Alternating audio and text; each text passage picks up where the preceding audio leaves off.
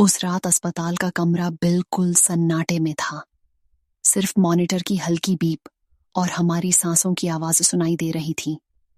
मैं रीमा उसके बेड के बिल्कुल पास खड़ी थी और रोहित ने अपना एक हाथ मेरी कमर पर रखकर मुझे अपने ओर खींच लिया था। उसकी सांस मेरी गर्दन को छू रही थी। हमारे होंठ एक दूसरे से सिर्फ एक सांस की दूरी पर थे। उसने धीरे धीरे अपना सिर झुकाया और हमारे होंठ मिल गए। मेरा पूरा बदन सिहर उठा। उसकी उंगलियां मेरे बालों में फंस गईं और उसने मुझे और कसकर अपने सीने से लगा लिया। जब हम अलग हुए, दोनों के चेहरे पर एक अजीब सा सुकून था। रोहित की आंखों में आंसू थे, लेकिन ये खुशी के आंसू थे। मेरा नाम रीमा है, उम्र 32 साल। मैं चेन्नई के पास के एक छोटे से गांव से हूं। घर में सिर्फ माँ और 5 छोटे भाई बहन। पापा बचपन में ही चल बसे थे। घर चलाने की जिम्मेदारी मेरे कंधों पर थी। बहुत मेहनत के बाद नर्सिंग की डिग्री पूरी की। ट्रेनिंग खत्म होते ही मुंबई आ गई। शुरू के कुछ महीने बहुत मुश्किल थे, लेकिन फिर एक अच्छे प्राइवेट अस्पताल में नाइट शिफ्ट मिल गई। मेरा रंग गेहुआ है, बदन भरा भरा और सही जगहों पर खूबसूरती से उभरा हुआ। नर्सिंग यूनिफॉर्म में भी लोग मुझे देखते रह जाते थे, लेकिन मेरी जिंदगी में प्यार, रोमांस या खुद के लिए वक्त कभी नहीं था।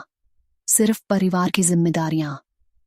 उस रात अस्पताल के इमरजेंसी वार्ड में एक पेशेंट एडमिट हुआ।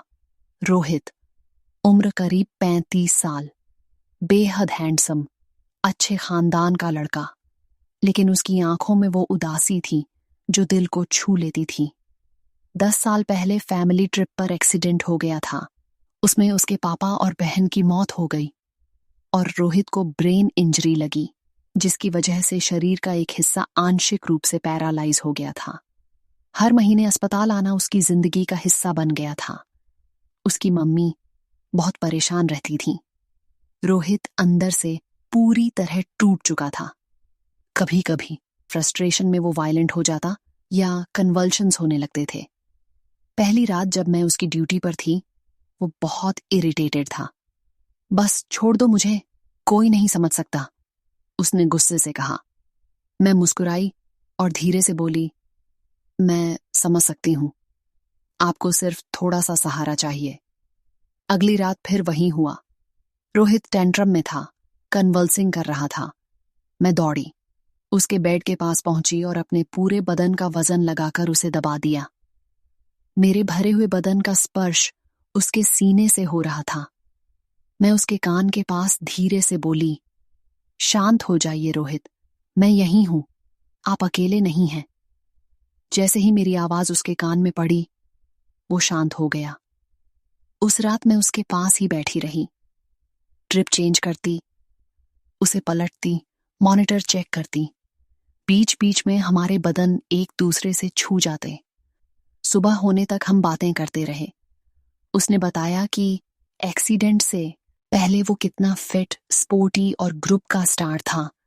जब वो अपनी पुरानी जिंदगी के बारे में बोल रहा था, उसकी आंख से आंसू निकल आया। मैं रोक नहीं पाई। उसके माथे पर एक प्यारा सा किस कर दिया। उस पल उसकी आंखों में कुछ बदल गया। अगली रात वो मुझे देखकर मुस्कुराया। हम लंबी बातें करते रहे।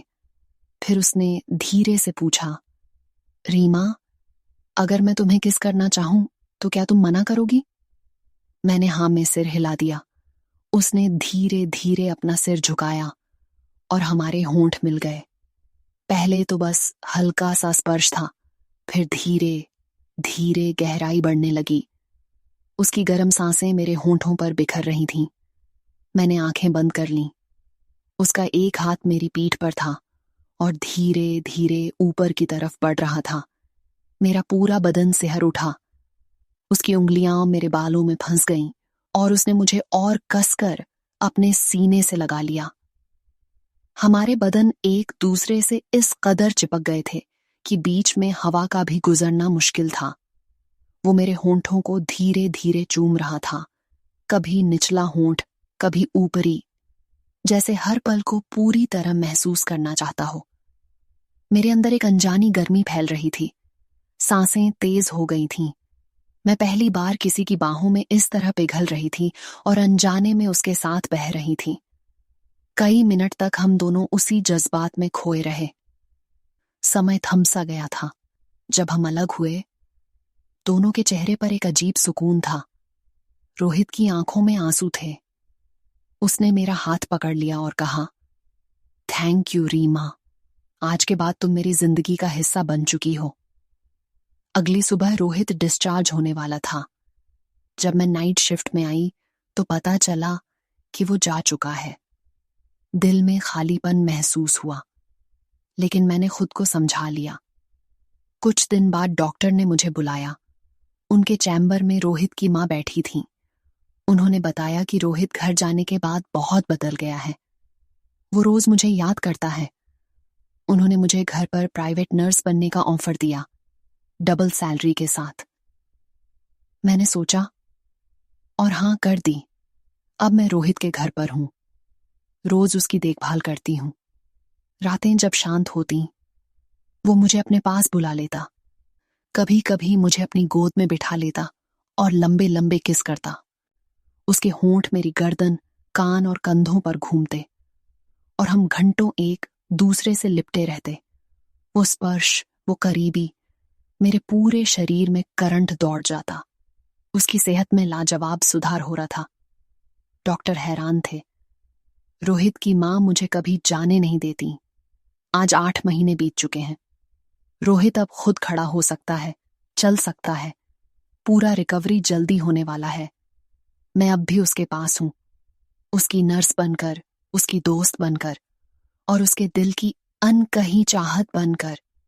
कभी कभी रात को जब वो सो जाता है, मैं उसके माथे पर हाथ फेरती हूं और सोचती हूं, क्या हम दोनों कभी एक हो पाएंगे?